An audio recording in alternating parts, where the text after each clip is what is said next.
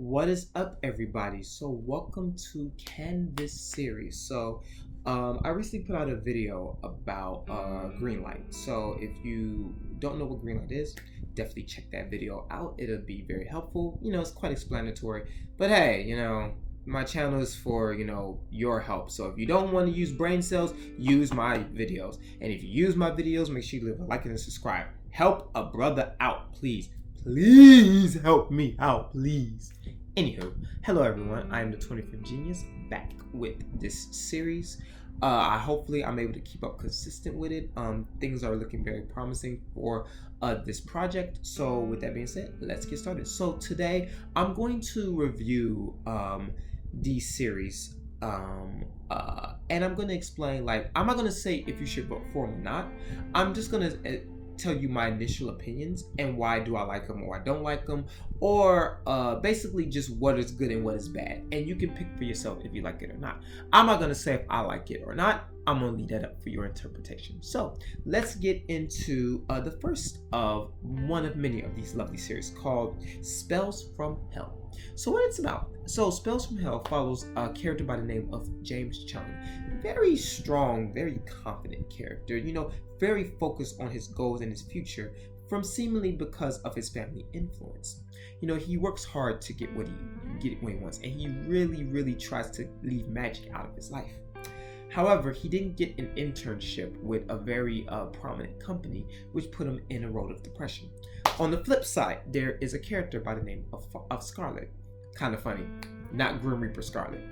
And basically, she wants to be the nine-tailed fox. Some Naruto reference bullcrap, but hey, I'll take it. And basically, she goes to Earth, and she randomly finds herself in the room of James Chang. Not being her first experience in Earth and wanting to know more about the world around her, she follows James Chung around in order to find more about the world and everything else around her. So this series really did well at giving us a lot of detail within the information. It really set up the story and really set up the plot. However, that's it. I don't really know what's going to happen, and I personally don't know that is it even worth to really greenlight a series in which we don't really know what a concrete plot is. Is it going to be a romance story? Is it going to be action? I would have loved for there to be a little hint of something going on that would have made me a little more interested into the story. Now, the story is very interesting, to say the least. It's very good. I think it's well thought out as well. I think the characters are both very similar in forms of they have to make their families very proud. So it's going to be really great seeing how these two characters very much interact with one another. However, that's all you got out of that is these two strong characters. But what will happen with these two strong characters, I really don't know. And you don't know either. What's going to really happen? Is it going to be a love story? Is it going to be a fighting story? Is it going to be a mixture of both? I would have loved for the author to have just given us more detail in that regard, rather than just leaving on a cliffhanger of stuff that potentially could happen. So we've only gotten 3 chapters of this, and again, I truly think that they were very fleshed out, very well thought of.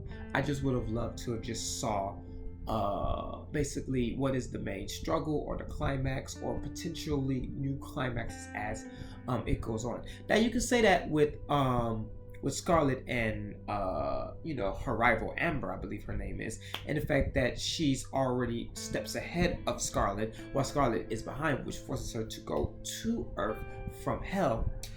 But that's really it. What will happen? What's going to happen? Why will it happen? That would have been nice to get just a little small hint of that, to really nail it in the coffin about in a heart on this chapter.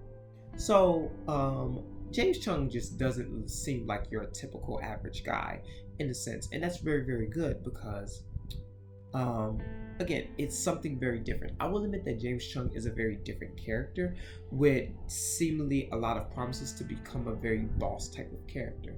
I feel that his character is too aggressive right now, so that build up from being aggressive to really aggressive wouldn't be very sensual to me.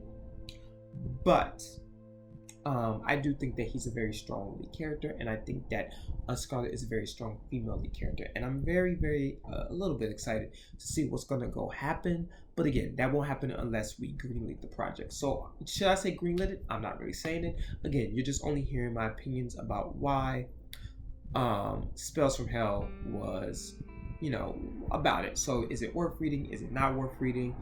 Should you reread? Should you not reread? Just those types of things. And that is the purpose of this small little mini series. So yeah, I hope that you enjoy Spells from Hell, and it seems like a very promising webtoon. So if you definitely like it, make sure you give a like to the video. So that is the end of my video. So again, if you like this video, make sure you leave a like and a subscribe. If whatever your webtoon needs, I will take care of you. With that being said, I thank you so much for watching and listening. Again, it's always a lot of fun and very interesting to really just do these types of things. So I'm very happy for that. And I'll see you next time. Keep reading webtoons, okay?